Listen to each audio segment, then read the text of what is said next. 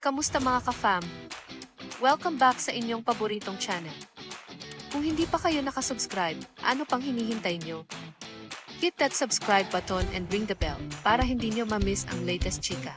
Mukhang may bagong showbiz mystery na naman, mga kachika. Na-unfollow ba talaga ni Mariel Padilla sina Angel Locsin at Ann Curtis? Or coincidence lang? Napansin ng mga eagle-eyed netizens na tila wala na sina Angel Locsin at Ann Curtis sa Instagram following list ni Mariel Padilla.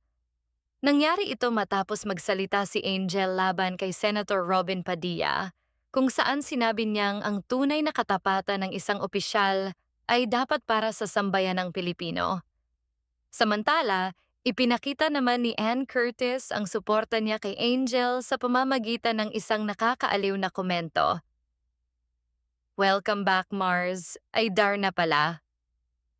Mas lalo pang umugong ang usapan dahil kahit tila hindi na sila fina-follow ni Mariel, pareho pa ring naka-follow sina Angel at Ann sa kanya hanggang ngayon.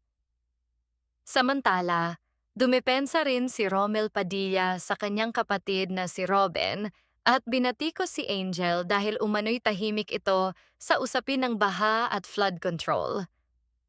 Pero hindi naman nagpahuli ang fans ni Angel. Ayon sa kanila, matagal nang tumitindig ang aktres para sa mga Pilipino at kilala ito sa pagtulong sa panahon ng kalamidad. Coincidence lang ba ang issue sa Instagram? O may silent unfollower nga bang nangyari? Kayo, ano ang masasabi ninyo? I-comment ang inyong opinyon. Huwag kalimutan mag-like, subscribe, and hit the bell for more updates. Kita-kits ulit sa next video, mga ka-fam.